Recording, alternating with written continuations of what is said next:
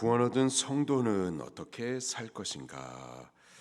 마태복음 5장부터 7장까지 산상수훈에서 가르쳐 주십니다.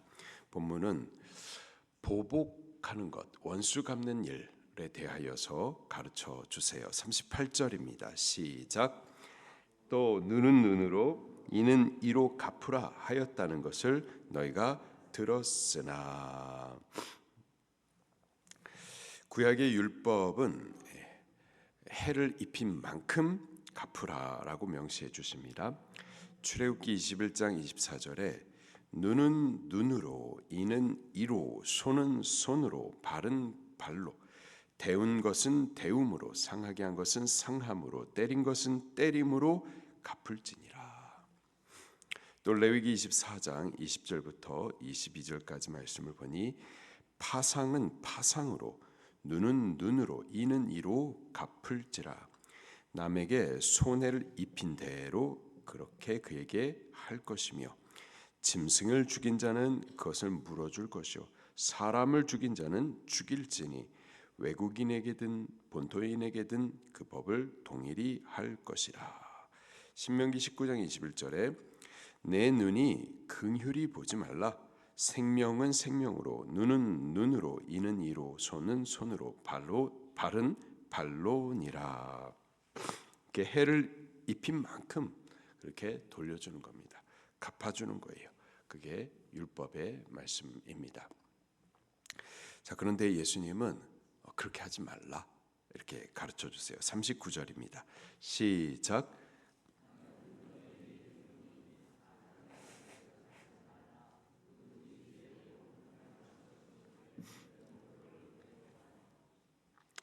아멘.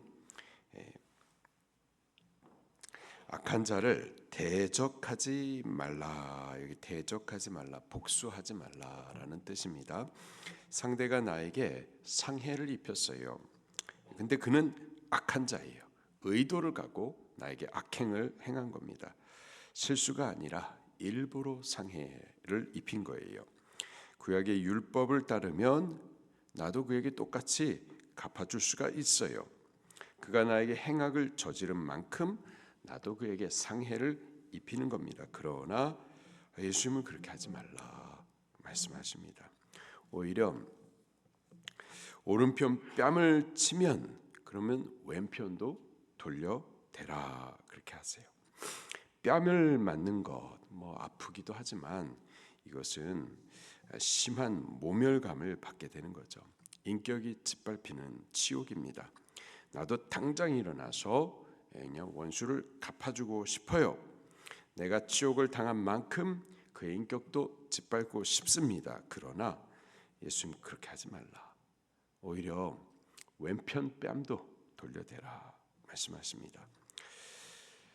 우리가 예수님 믿으면은 이제 율법에서 자유하다. 그러니 막 살아도 된다? 그럴 수 있을까요?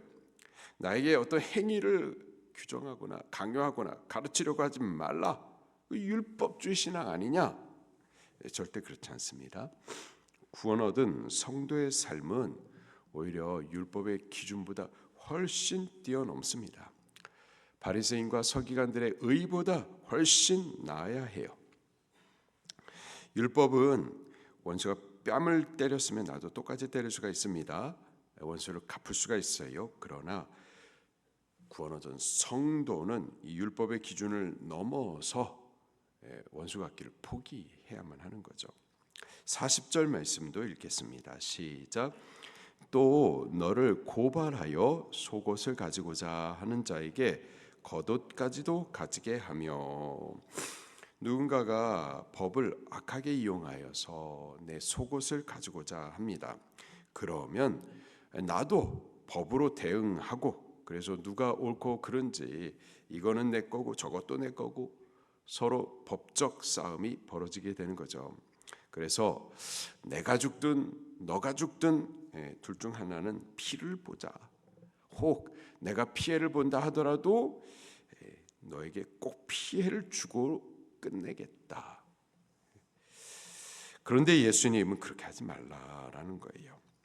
내가 구원 얻은 성도이니 속옷을 구하고자 하면 너는 거두까지도 내어주라 말씀하시는 겁니다. 41절입니다. 시작.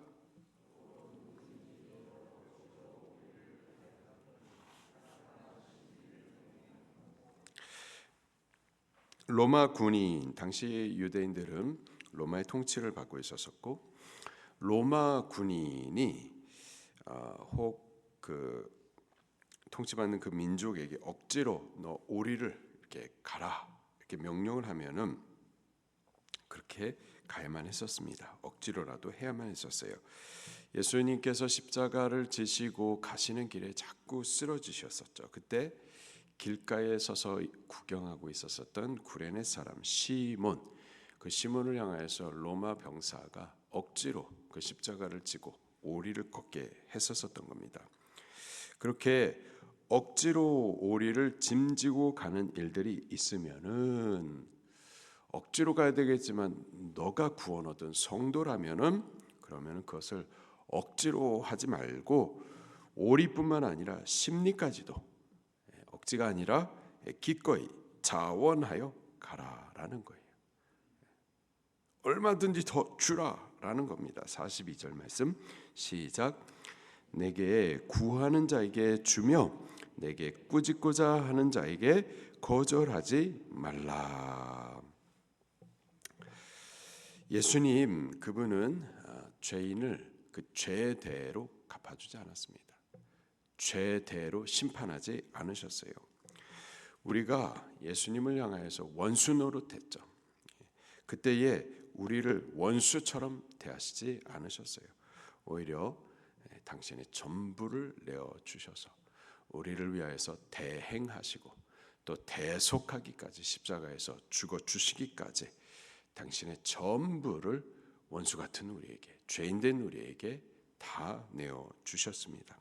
로마서 5장 8절에 우리가 아직 죄인 되었을 때에 그리스도께서 우리를 위하여 죽으심으로 하나님께서 우리에 대한 자기의 사랑을 확증하셨느니라.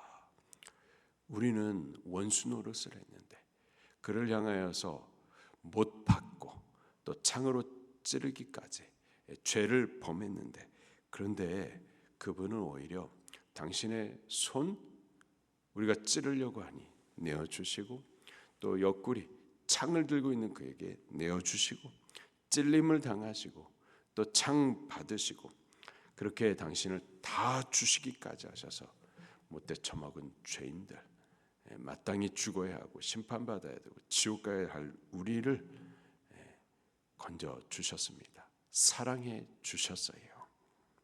이것이 바리새인보다 서기관보다 더 나은 의이고 이것이 또 구원 얻은 성도의 삶이라는 거예요.